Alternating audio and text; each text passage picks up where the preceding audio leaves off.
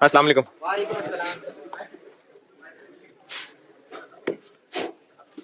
दुरूद शरीफ पढ़नी।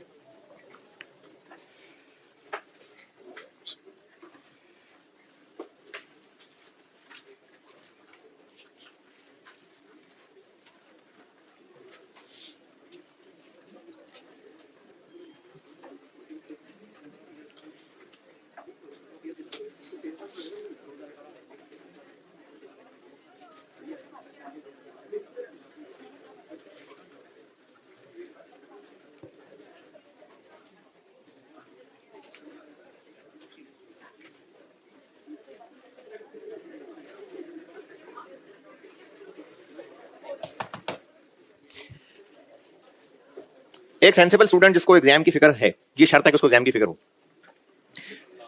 उसको अपनी जो रूटीन एक्टिविटीज हैं, कॉलेज जो पूरे दिन की एक्टिविटीज हैं, उनमें से किसी से पूछे बगैर खुद ही आइडिया हो सकता है कि उसकी कौन कौन सी एक्टिविटीज उसका टाइम वेस्टेज है जो उसको एंड पे नुकसान पहुंचाएंगी, और कौन सी एक्टिविटीज हैं जो अच्छी हैं और एंड पे फायदा होगा।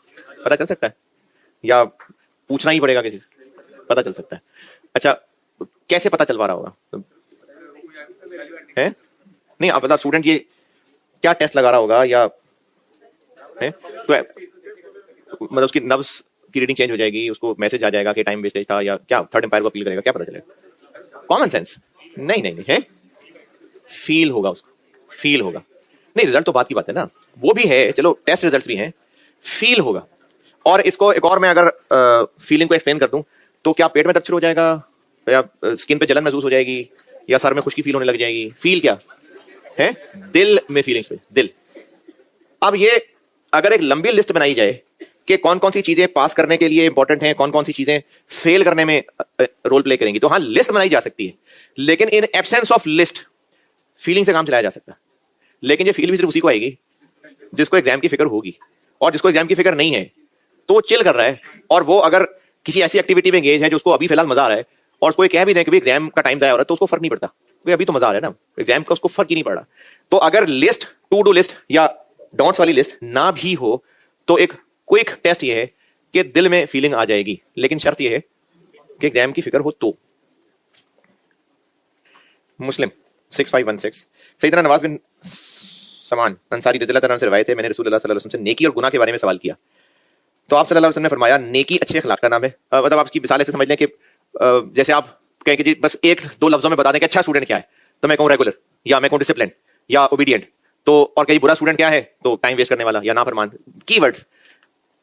नेकी और गुनाह के बारे में सवाल किया तो आप सल्लल्लाहु अलैहि वसल्लम ने फरमाया नेकी अच्छे अखलाक का नाम है, और गुनाह वो है जो तेरे दिल में खटके और तुझे ये नागवार हो, मतलब अच्छा ना लगे कि लोग उससे बाखबर हों।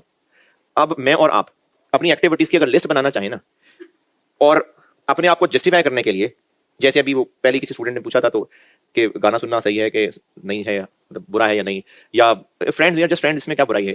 तो अब क्या ग्रो अप मैन, क्या ये तो दुनिया कहां से कहां पहुंच गई, और ये इन लोगों की सोची नहीं अभी तक आगे बढ़ पा रही है। तो अब इसमें दो बातें हो सकती हैं, या तो एंड की फिक्र ही नहीं है, फिर तो इसमें कोई इशू नहीं है। लेकिन अगर कहीं ना कहीं एंड की फिक्र है, और आप खासतौर पे हॉस्टल वाले बच्चे, खासतौर पे हॉस्टल वाले बच्चे, आपको अपनी बहुत सारी एक्टिविटीज ऐसी पता चल रही होंगी जो आप नहीं चाहेंगे कि घर में खबर हो, आप नहीं चाहेंगे, और हो सकता है आपको ब्लैकमेल भी कह के कर रहा हो कि देख लो घर बता दूंगा फिर। तो आप ऐसी बहुत सी एक्टिविटीज जानते होंगे कि आप नहीं चाहते कि वो बाकियों को पता चले है। अब तो मैंने बात ही सारी खत्म कर दिया, तो स्पीकर ही ऑन नहीं है उधर। तो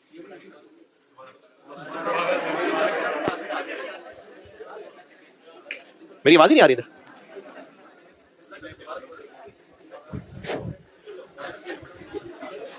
नहीं नहीं, दोबारा नहीं, बता दिया जो बताना था है?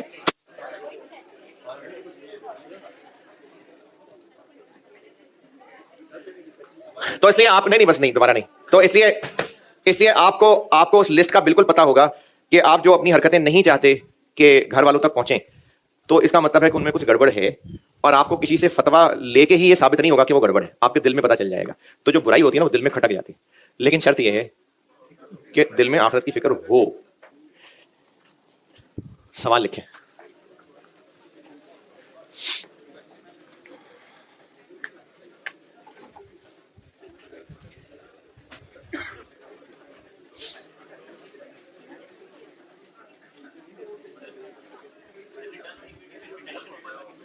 क्या जी? अच्छा, सवाल के साथ बताता हूं। डिविडेंड फॉर 2023, सवाल लिखवा रहा हूं। Dividend for 2023 has just been paid. Dividend for 2023 has just been paid.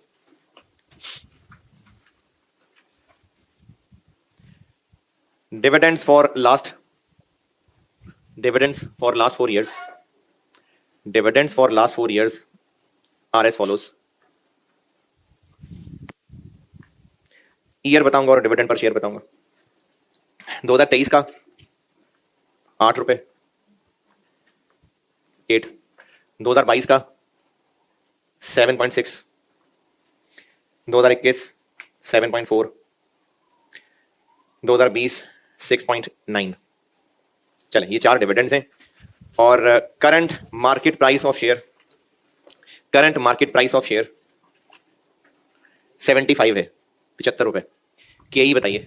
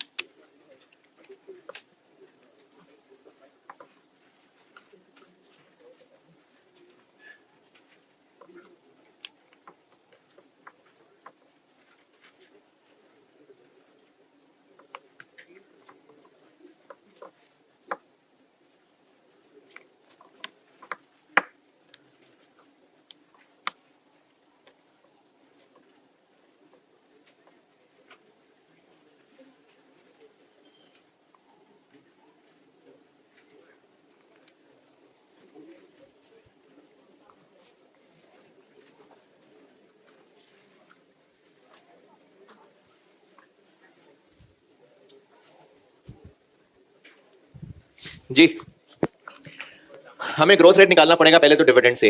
8, 6.9, 3, 5.05, 5 भी ले सकते हैं। और क्या ही हो जाएगा? ये जो मैंने आपको 8 रुपए बताया, ये D0 है, तो इसको D1 बनाना पड़ेगा।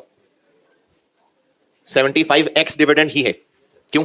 क्योंकि हैज जस्ट बीन पेड। और 5.05%, 16.26%।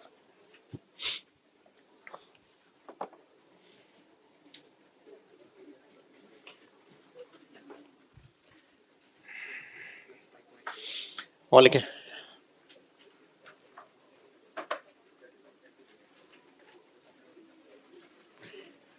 हाँ जी, अभी तक इतने सवाल किए तो के ही निकालने में कोई मुश्किल परेशानी है?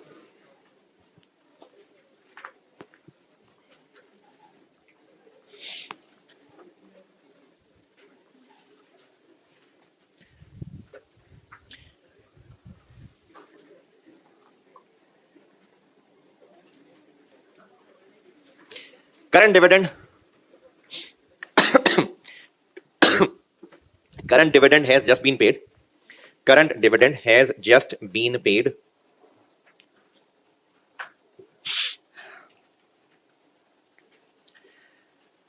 Current market price per share. Current market price per share 45 रुपए।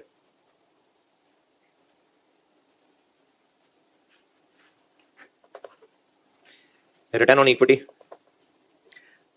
ये कल भी मैंने कहा था, ये FR1 में रेशियोज पढ़ी होंगी आपने, ROE रिटर्न ऑन इक्विटी। तो ये रिटर्न ऑन इक्विटी है, तो रिटर्न ऑन इक्विटी 20%, 20% और डिविडेंड ऑफ 7 रुपए पर शेयर, ₹7 पर share is expected to be paid next year. ₹7 is expected to be paid next year.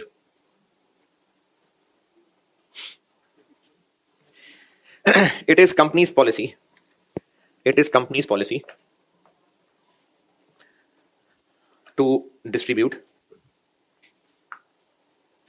70% of profits as dividend. 70% of profits as dividend. यही बताएं.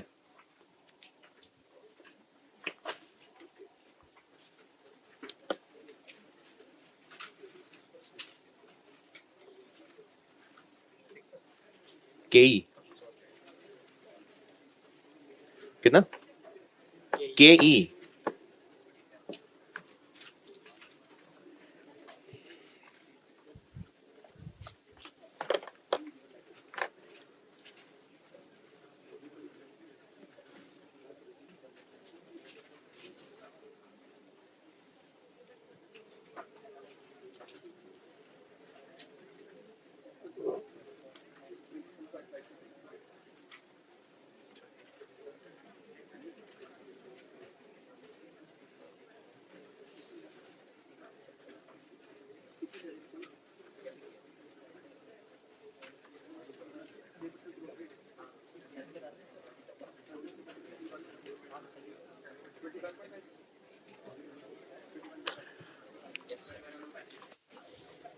जी.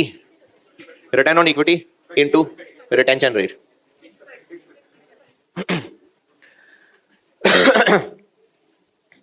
और K ई 7 ये D1 है 45 point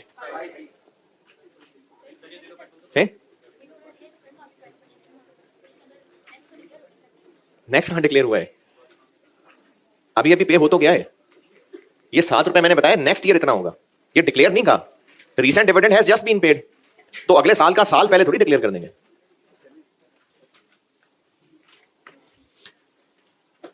dividend model बहुत है. बाकी फिर पास पेपर के सवालों में भी इसकी प्रैक्टिस आएगी. लेकिन ये कई डिविडेंड मॉडल से बहुत कर ली प्रैक्टिस.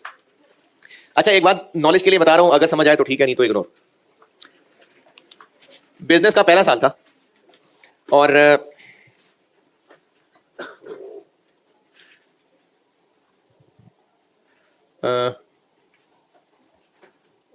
उस साल में ओपनिंग इक्विटी यानी कैपिटल वगैरह लगाया होगा 50,000 था और पैट कमाया उस बिजनेस ने 10,000 और डिविडेंड बांट दिया इसमें से 70% 7,000. तो रिटेन अर्निंग्स क्लोजिंग बन गई, क्लोजिंग इक्विटी बन गई 53. इस बिजनेस ने अपनी इक्विटी पे कितने % रिटर्न कमाया? 20%. और कितना प्रॉफिट रिटेन किया? 30%. ईयर 2 में चलते हैं. ईयर 2 में ओपनिंग इक्विटी कितनी? 53,000. अगर बिजनेस की नेचर ऐसी है कि ये अपनी इक्विटी पे 20% ही कमाता है तो दूसरे साल में पैट कितना कमाएगा? 10,600. और डिविडेंड कितना बांट देगा? 70%. 3,180. पिछले साल डिविडेंड कितना बांटा था? 7,000. अगले साल बांटा इतना. डिविडेंड की अमाउंट कितनी ग्रो की? डिविडेंड की कितने % ग्रो की? 6%. अच्छा, ये 6% क्यों ग्रो हुई और ये इनटू ये क्यों किया? क्योंकि कंपनी ने पॉलिसी बनाई हुई है कि जो कमाएगी उसका एक कांस्टेंट % डिविडेंड बांटेगी. तो अगर बिजनेस की कमाई बढ़ेगी तो डिविडेंड भी बढ़ेगा. जितने % कमाई बढ़ेगी डिविडेंड भी उतने % बढ़ेगा. तो अगर बिजनेस जो कमाता सब बांट देता तो बिजनेस ग्रो ना करता. बिजनेस ग्रो तब करता है जब जो कमाता है उसमें से कुछ रिटेन करता है. यानी अब बिजनेस अगले साल इस पे तो कमाएगा ही कमाएगा, इस पे भी कमाएगा. यानी जितना रिटेन करेगा उस पे एक्स्ट्रा कमाई होगी तो वो उसकी ग्रोथ है. 20% प्रॉफिट में से 30% रखा, उस 30 पे आगे फिर 20% और ग्रो कर गया तो 30 का 20% 6%. तो ये इसलिए ये मॉडल बना हुआ है जितना रिटेन करेंगे उस पे जितना कमाएंगे इसका मतलब इतना और ग्रो करेंगे. तो ये ऊपर से जा रहा है तो बिल्कुल जाने दें. डिविडेंड मॉडल में दो ही शक्लें हो सकती हैं. या तो कंपनी डिविडेंड दिया करेगी हर साल सेम, या फिर कंपनी डिविडेंड दिया करेगी और वो एक कांस्टेंट रेट पे ग्रो करेगा। और अगर वो कंपनियां जो ऐसे नहीं करती तो उनका केई निकालने के लिए डिविडेंड मॉडल नहीं लगेगा। फिर ये डिविडेंड मॉडल लग ही तब सकता है अगर कंपनी में ये क्वालिटी हो। तो डिविडेंड मॉडल बस। अब आते हैं कैपम पे।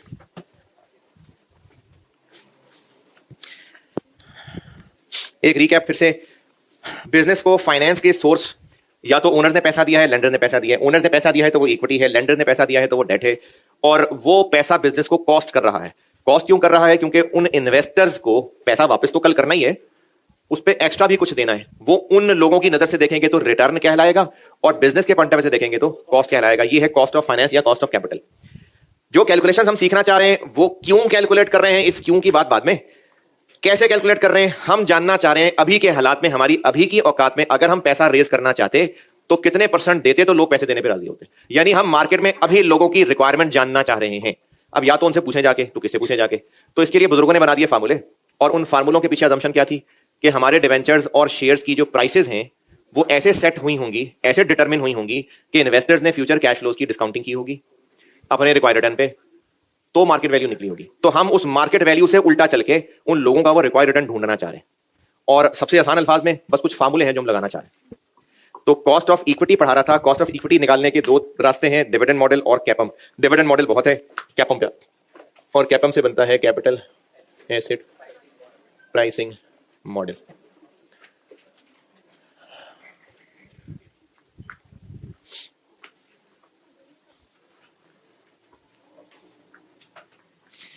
ये ना बीएफडी का एक बहुत एडवांस टॉपिक है, इसलिए मेरी लिमिटेशंस है, मैं आपको बहुत थोड़ा थोड़ा सा बता सकता हूं। तो इसमें ना बहुत गहराई में ना जाइएगा, मुश्किल पानी में आगे जाएंगे ना डूब जाएंगे। तो ये बीएफडी का बहुत बड़ा टॉपिक है जिसकी तशनीगी यहां रह जाएगी, तो बीएफडी में इंशाल्लाह जवाब मिल जाएंगे।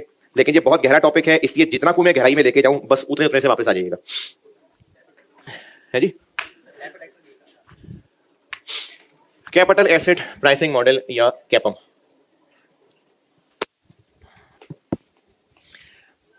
कॉस्ट ऑफ इक्विटी को हम मतलब बिजनेस अपनी नजर से देख रहा है तो उसको कॉस्ट ऑफ इक्विटी कह रहा है। इन्वेस्टर्स की तरफ से वो रिक्वायर्ड रेट ऑफ रिटर्न है, रिक्वायर्ड। और रिक्वायर्ड और एक्सपेक्टेड पे पहले बड़ी बात की है मैंने, तो ये रिक्वायर्ड है। कैपम का एक फार्मूला है, अगर आपको सारी लंबी डिस्कशन मैं फिर बता रहा हूं, ये बहुत गहरा टॉपिक है, लेकिन फिर भी मैं रट्टा नहीं लगवा रहा, आपको कोशिश पूरी करूंगा कि आपके नन्हे नन्हे दिमागों के लेवल पे भी मैं समझा सकूं पूरी बात। अगर ना भी बात समझ आई तो एक फार्मूला है, वो फार्मूला कैलकुलेट करना आना चाहिए।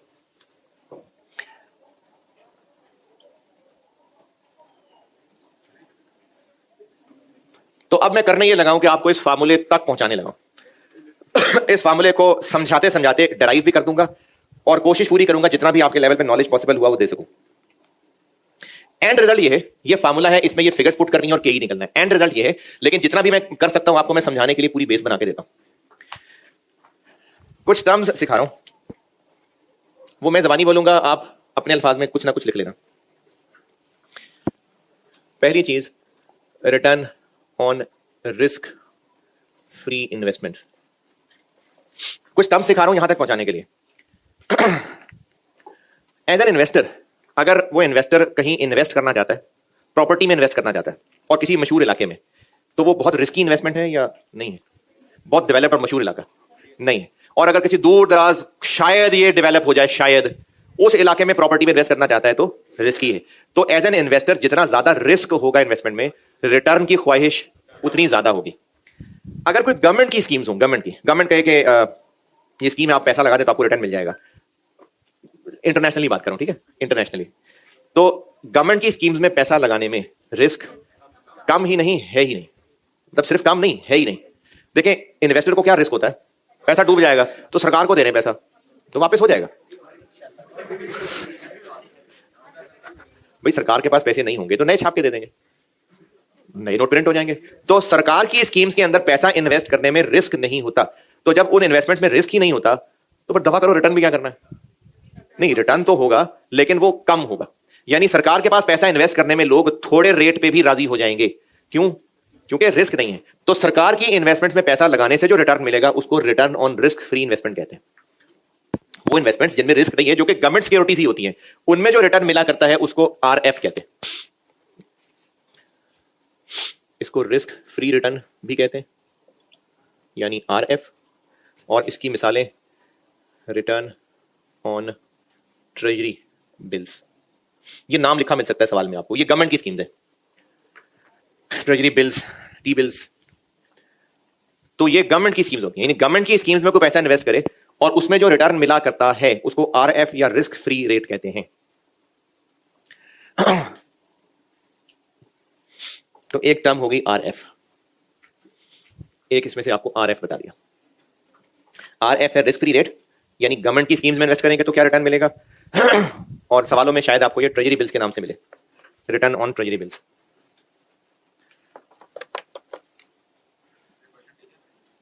रिटर्न रिटर्न रिटर्न हमेशा परसेंटेज होती है, परसेंटेज। जी उर्दू में पूछ रहा हूं दोबारा, मुझे नहीं समझ आई। पैसे अच्छा छापेगी, अच्छा ठीक है। अरे वो तो देखो बाद के असरात है ना, पैसा तो वापस कर सकती है ना गवर्नमेंट, इसलिए रिस्क फ्री है। ये तो बात का मसला है कि पैसे और प्रिंट करेंगे तो मुल्क करेंसी की वैल्यू गिरेगी। अच्छा जरूरी नहीं होता कि पैसे छापने से वैल्यू गिरे, नहीं, नए नोट छपते ही हैं, डिपेंड करता है कि उसके बैक पे क्या है। तो पैसे नए अगर हवाई छाप रहे हो तो वैल्यू गिरती है, वरना पुराने नोट फट जाते हैं, नए छपते ही छपते हैं। तो इसलिए ये तो उसके बाद के असरात हैं। बात सिर्फ ये हो रही है कि गवर्नमेंट पैसे वापस करने के काबिल है, कर देगी पैसे वापस, तो रिस्क नहीं है। आरएफ लिखा, चले अगली चीज समझें जी, मार्केट पोर्टफोलियो। मार्केट पोर्टफोलियो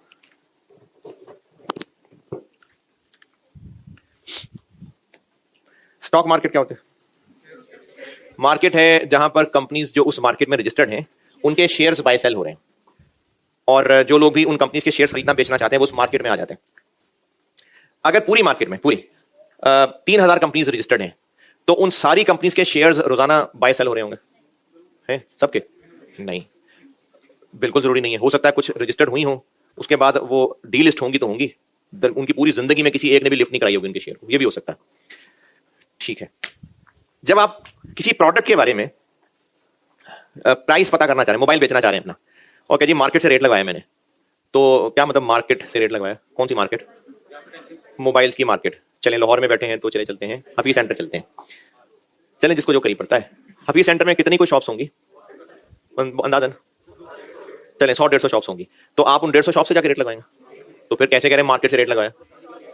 अच्छा, उन 4-5 शॉप से रेट लगवा के उनको ये क्यों कह दिया कि मार्केट से रेट लगवाया? क्योंकि वो मार्केट के अंदर है इसलिए। अच्छा ठीक है, मार्केट में प्राइस सेम चल रही होती है इसलिए 4-5 दुकानों से पता चल रही है, ठीक है। कोई सी भी 4-5 दुकानों से पता कर लें, फिर अच्छी अच्छी दुकानें। कैसे फैसला करें अच्छी अच्छी दुकान है? मॉल अच्छा हो। देखिए उस पूरी बिल्डिंग के अंदर अगर 100-150 शॉप्स हैं और उन 100-150 शॉप्स में से शायद 10 शॉप्स ऐसी होंगी जहां ज्यादा कस्टमर्स आ जा रहे हैं, यानी अगर पूरे दिन में टोटल 2000 ट्रांजेक्शन हुई हैं तो शायद उनमें से 1200 ट्रांजेक्शन उन 10 दुकानों के अंदर ही हुई हैं। बड़े दुकानदार हैं वो उस इलाके के, तो उन्हीं 10 दुकानों से पता कर लेना ही क्यों काफी है? क्योंकि वो एक बड़ा सैंपल है। जो उन दुकानों से रेट लगेगा वो पूरी मार्केट को रिफ्लेक्ट कर रहा होगा। ये सैंपल का कॉन्सेप्ट, सैंपलिंग। ठीक है, चलें और थोड़ा सा कुछ साल आगे चलते हैं। आपने आर्टिकल कंप्लीट कर लिए, उसके बाद आप अब मार्केट में रुल रहे हैं नौकरियां ढूंढने के लिए, और अब आपसे कहा जाता है भी मार्केट की रेट सैलरी मिलेगी, या मार्केट में आजकल क्या रेट चल रहा है? तो नहीं स्टाइपेंड नहीं पूछ रहा, अभी तनख्वाह पूछ रहा हूं। तो है कितने कितने? नए लोग, चलो फ्रेश क्वालिफाइड 1.5 से बस एवरेज तकरीबन 1-1.5 ही है, 1.5 कह लें चले। अच्छा ये कहें कि जी मार्केट में रेट ये चल रहा है, तो हफीज सेंटर की कौन सी दुकान से पता किया है? या आप डीएचए में चलें? नहीं सीरियसली पूछ रहा हूं, अब ये कहना कि मार्केट में सैलरी का ये रेट चल रहा है, अब कौन सी मार्केट? नहीं ये टर्म नहीं यूज हो रही होती मार्केट। हाँ तो फिर कौन सी मार्केट? कौन सी रिलेटेड मार्केट? उन कंपनीज को चेक करना पड़ेगा जहां पर चार्टर्ड अकाउंटेंट्स या इस प्रोफेशन के लोग रखे जाते हैं, और पाकिस्तान में जितनी कंपनीज हैं सबसे जाके पता करें। नहीं, पूरे पाकिस्तान में अगर 1000 चार्टर्ड अकाउंटेंट्स कहीं कंपनीज में एम्प्लॉयड हैं तो वो 4-5 कंपनीज जहां पर 500-600 चार्टर्ड अकाउंटेंट वहीं रच बस जाते हैं, उनसे ही रेट पता चला लेना काफी है। इसका मतलब है कि जब हम वर्ड मार्केट बोल रहे होते हैं तो उससे मुराद पूरी पॉपुलेशन नहीं होती, बस एक सैंपल होता है जिसके रिजल्ट्स को पूरी पॉपुलेशन पे लगा सकते हैं। यहां तक बात आई समझ? अरे एवरेज बात हो रही है ना, एवरेज सेम ही होती है तकरीबन। चलो अब स्टॉक मार्केट वाली मिसाल पे वापस आते हैं। अगर हम ये जानना चाह रहे हैं कि इस मौके पे स्टॉक मार्केट में पैसा इन्वेस्ट करे अगर कोई, तो साल बाद कितना रिटर्न कमा लेगा। अभी आपसे सवाल नहीं पूछा, मैं ही बोल रहा हूं। अगर अभी कोई स्टॉक मार्केट में पैसा इन्वेस्ट करे, स्टॉक मार्केट में, तो साल बाद वो अपनी इन्वेस्टमेंट पे कितना कमा लेगा, तो उसको ये चेक करने के लिए पूरी 3000 कंपनीज के शेयर में पैसा लगाना जरूरी नहीं है। वो उन 40-50 कंपनीज में पैसा लगा सकता है जिसमें मार्केट में होने वाली ट्रांजैक्शंस में से मेजॉरिटी उन्हीं 40-50 में हो रही है। और ये 40-50 100 भी हो सकती है, 200 भी हो सकती है, 50 भी हो सकती है। तो पूरी स्टॉक मार्केट में से वो कुछ कंपनीज का सैंपल कि पूरी स्टॉक मार्केट में जितनी ट्रांजैक्शन हो रही है मेनली उन्हीं में हो रही हैं, उन कंपनीज के एक ख्याली कॉम्बिनेशन को मार्केट पोर्टफोलियो कहते हैं। बहुत लंबी होगी बात। जिस तरह से हफीज सेंटर की बिल्डिंग में मौजूद 150 दुकानों में से 10 दुकानों के सैंपल को हम मोबाइल की मार्केट बोल रहे हैं, जिस तरह से हम पूरी कंपनी के कॉर्पोरेट सेक्टर में से 20 कंपनीज को चार्टर्ड अकाउंटेंट्स की मार्केट कह रहे हैं, तो स्टॉक मार्केट में, स्टॉक एक्सचेंज में मार्केट का वर्ड नहीं बोलता, स्टॉक एक्सचेंज के अंदर वो 15, 20, 50, 60, 100 कंपनीज, हम उनको मार्केट पोर्टफोलियो कहेंगे कि उन 50 कंपनीज में जो शेयर्स की ट्रांजैक्शन हो रही हैं, स्टॉक एक्सचेंज में तकरीबन मेजर पोर्शन वही है। यानी स्टॉक एक्सचेंज में से अगर ये जानना हो, जैसे कभी खबरों में पता लग गया कि स्टॉक मार्केट इतने पॉइंट्स नीचे आ गई, उतने पॉइंट्स ऊपर चली गई, इधर को निकल गई, उधर को निकल गई, तो ये किसकी बेस पे कैलकुलेशन हो रही होती है? Market portfolio. शायद आपने KSE 100 इंडेक्स का नाम सुना हो। तो ये पाकिस्तान में मौजूद वो 100 टॉप की कंपनीज हैं जिनमें ज्यादातर ट्रांजैक्शंस इन्हीं में हो रही होती है। इसको मार्केट पोर्टफोलियो कहते हैं। तो अगर आपको इतनी लंबी कहानी नहीं भी समझ आ सकी, तो पूरी स्टॉक मार्केट में से मौजूद उन कंपनीज का सैंपल, बस उन कंपनी का सैंपल जिनमें मेजॉरिटी ट्रांजैक्शंस हो रही हैं, तो उनको मार्केट पोर्टफोलियो कहते हैं। यानी अगर कोई इन्वेस्टर ये चेक करना चाह रहा है ना कि अगर मैं स्टॉक एक्सचेंज में पैसे लगा दूं तो मैं साल में कितना कमा लूंगा, तो उसको सारी कंपनीज में पैसे लगाने की जरूरत नहीं है, उन सिलेक्टेड 100 कंपनीज में पैसे लगा दे, उनको मार्केट पोर्टफोलियो कहते हैं। तो इसके बारे में आप जितनी को कहानी आप अपने अल्फाज में लिखना चाहते हैं, कम से कम ज्यादा से ज्यादा वो लिख लें, फिर आगे चलता हूं।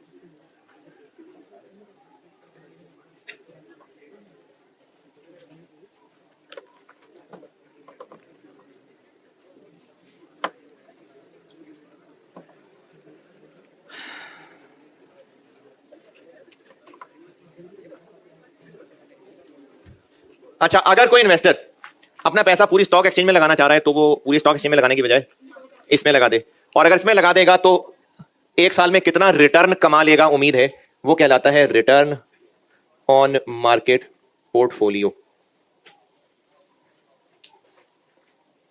और इसको प्यार से कहते हैं RM, return on market portfolio, ये RM है।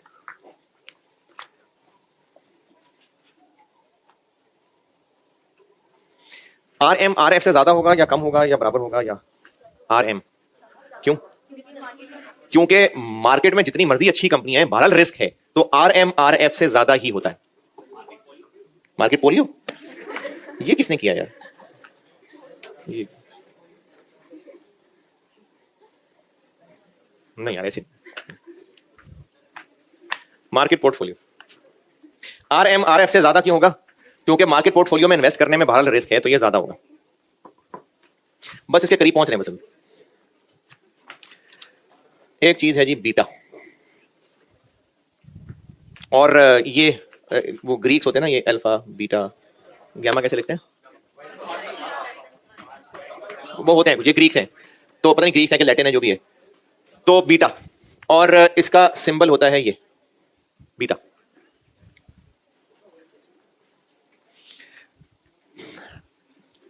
अगर कोई और ये भी कहानी सुन लें तो उस कहानी में फिर, क्योंकि आपको बीटा गिवन होगा, क्योंकि बीटा की कैलकुलेशन वो तो बीएफडी में है, ये आपको बाहर लेने के गिवन ही होगा, तो उसकी भी कहानी मिसाल से समझाता हूं। मार्केट पोर्टफोलियो में केएसई 100 इंडेक्स है, तो चलिए पाकिस्तान में टॉप की 100 कंपनी शामिल है।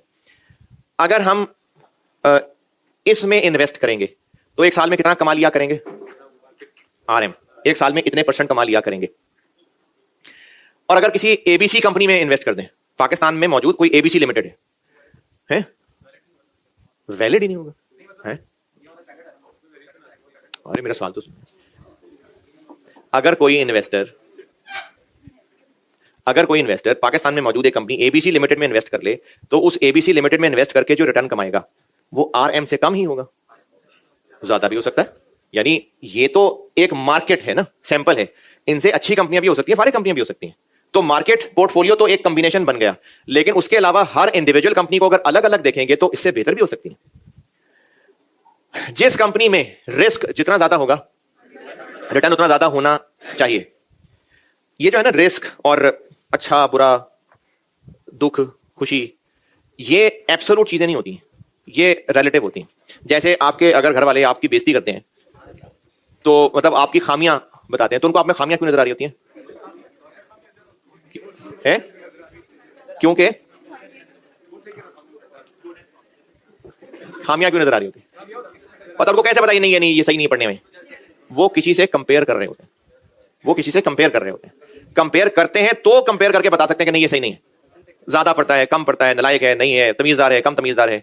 कंपैरिजन करते हैं। अच्छा, कंपैरिजन जिससे कर रहे होंगे वो उन्होंने कोई स्टैंडर्ड बनाया होगा, तो उससे कंपेयर करके ही कह सकते हैं कि ज्यादा अच्छा है या कम अच्छा है। इसी तरह से रिस्क, किसी कंपनी में पैसा इन्वेस्ट करने पे कितना रिस्क है, ये एब्सोल्यूट टर्म में नहीं बताया जा सकता, ये रिलेटिव में बताया जाता है। ये बीटा किसी में इन्वेस्ट करने का रिस्क है, और इसको जो बताया जाता है वो इस तरह बताया जाता है कि मार्केट पोर्टफोलियो का बीटा 1 है। 1 1 रुपया, 1 दिन, 1% नहीं, जस्ट नंबर 1, डिजिट 1। तो किसी भी कंपनी का बीटा कैलकुलेट होता है, बीएफडी में होता है कैलकुलेट। अगर किसी कंपनी का बीटा 1.4 है तो इससे क्या मतलब होता है? नहीं, रिटर्न नहीं, रिस्क की बात कर रहा हूं। Beta is risk, beta represents risk. Beta risk है कि वो शेयर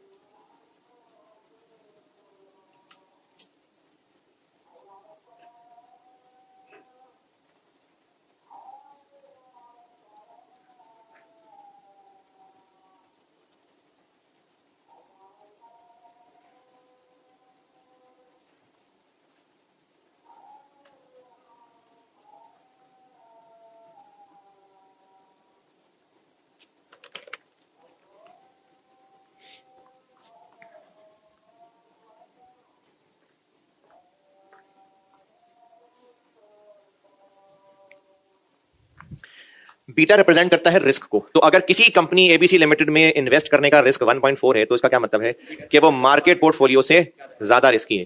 और ये कहने की जरूरत नहीं है, लेकिन ऐसी बस थोड़ा और एक्सप्लेन करने के लिए कि मार्केट से 40% ज्यादा रिस्की है। 1.4। अगर किसी कंपनी का बीटा 0.9 है तो इसका मतलब है कि ये मार्केट पोर्टफोलियो से कम रिस्की है। तो बीटा रिप्रेजेंट करता है रिस्क को, और मार्केट पोर्टफोलियो का रिस्क चूंकि 1 है तो किसी भी कंपनी का बीटा कोई भी नंबर हो तो 1 से कंपेयर करके फैसला होता है कि ज्यादा रिस्की है कि कम रिस्की है। तो बीटा मतलब रिस्क। अब आता हूं मैं यहां से मैं एक मिसाल देके ये ड्राइव करता हूं, एक मिसाल से समझाने लगा। आरएफ है 6% और आरएम है 10%। आरएम आरएफ से ज्यादा क्यों है? क्योंकि मार्केट पोर्टफोलियो में रिस्क है। एक कंपनी है ए, इस कंपनी का बीटा 2 है, यानी इसका रिस्क मार्केट से मतलब डबल है। 2 का मतलब है डबल है। तो अगर आरएम 10% है और कंपनी ए में कोई इन्वेस्ट करेगा तो रिस्क मार्केट से डबल है, तो इस कंपनी में इन्वेस्ट करने वाले को कितना रिटर्न मिलना चाहिए? 20% एक जज्बाती आंसर है।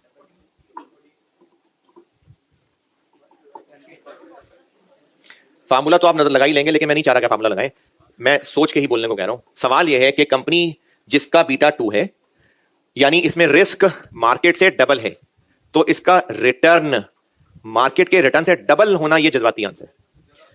ज्यादा होना चाहिए। मार्केट का रिटर्न आरएफ से ज्यादा क्यों है? रिस्क की वजह से। तो मैं इस 10% के 2 टुकड़े कर रहा हूं, 6 और 4। 4 मजीद क्यों कमाया जाएगा इस पे? रिस्क की वजह से। इसको कहते हैं मार्केट रिस्क प्रीमियम। इस ऊपर वाले 4 को मार्केट रिस्क प्रीमियम कहते हैं। आरएम 6 से ज्यादा क्यों है? क्योंकि मार्केट में रिस्क है। रिस्क की वजह से कितना ज्यादा है? 4। तो कंपनी ए में क्योंकि रिस्क मार्केट से डबल है, तो उसका रिस्क प्रीमियम इससे डबल होना चाहिए, 8। तो 6 + 8 14%। तो ये कैपम ये कहता है, कैपम मॉडल जिन्होंने बनाया, कि आप जिस कंपनी में पैसा इन्वेस्ट कर रहे हैं, हम आपको एक फार्मूला बना के दे रहे हैं, आप किसी तरह उस कंपनी में इन्वेस्ट करने का रिस्क कैलकुलेट कर लें, वो इस फार्मूले में रखें, और इस फार्मूले का जो आंसर आएगा उतना रिटर्न आपको मिलना चाहिए। मिलता है तो जाए चले जाए, लगा दें, इन्वेस्ट कर दें। यानी ये फार्मूला हमें बता रहा है रिक्वायर्ड रेट ऑफ रिटर्न। इस फार्मूले का फायदा ये होगा कि इन्वेस्टर अगर कंपनी ए में पैसा लगाना चाह रहा है, तो इस फार्मूले के अंदर वो आरएफ रखेगा, आरएम माइनस आरएफ रखेगा, इसको मल्टीप्लाई करेगा, जिस कंपनी में भी पैसा लगाना है उसका बीटा से मल्टीप्लाई कर दें, और जो आंसर आएगा, ये इस बुजुर्ग का मशवरा होगा कि उतने % रिटर्न मिलना चाहिए। मिल रहा है तो चले जाओ, नहीं तो रहने दो। अब ये मिल रहा है तो चले जाओ, वरना रहने दो। ये बीएफडी लेवल की चीज है, एक्सपेक्टेड रिटर्न से कंपेयर करना। इस वक्त हम इसको सिर्फ इस कॉन्टेक्स्ट में पढ़ रहे हैं कि ये निकालना कैसे। तो कैपम के फार्मूले में के ई या required rate of return is equal to RF, इतना तो मिलना ही चाहिए था, रिस्क की वजह से कितना और मिलना चाहिए था, तो market risk premium multiply by उस कंपनी का बीटा। और ये जो मैंने भी जबानी बात बोली है, यहां भी लिख देता हूं, इसको कहते हैं मार्केट रिस्क प्रीमियम। ये फार्मूला मैंने इधर आपको सारा कुछ बता के ड्राइव करके देने की कोशिश की है, नहीं तो आपको ये फिगर्स पता होंगी, बीटा पुट करेंगे तो के आ जाएगा।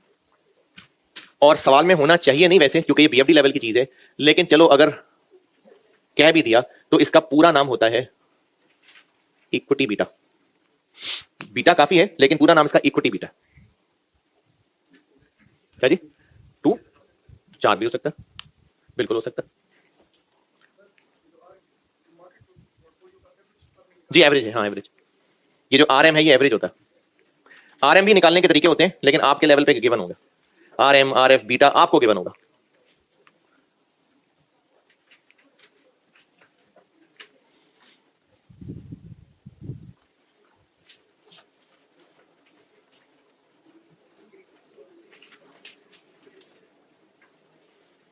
सवाल लिखें। आरएफ 7% है, आरएफ 7% है, आरएम 16% है, आरएफ 7 है, आरएम 16% है। Equity beta of company B, equity beta of company B 1.6 है। कंपनी बी का केई बताएं।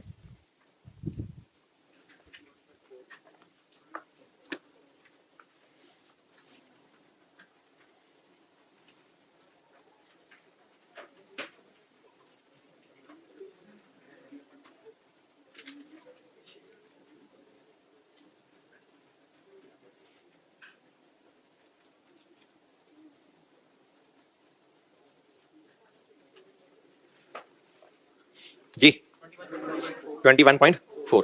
चले एक छोटा सा और कर दें।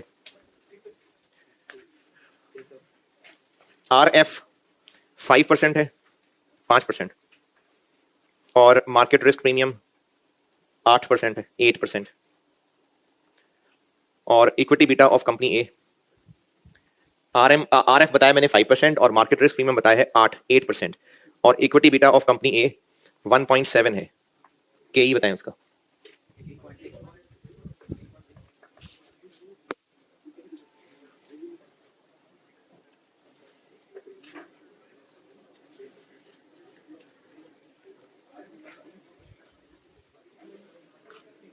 जी 8 में से 5 माइनस नहीं करना। मैंने आपको ये सारा 8 बता दिया। पिछले सवाल में मैंने ये 16 बताया था, तो 16 में से ये माइनस करना था। अब मैंने आपको ये पूरा ब्रैकेट 8% बताया, तो 8% इंटू 1.7 प्लस 5%। चले ठीक है जी, अल्लाह हाफिज़।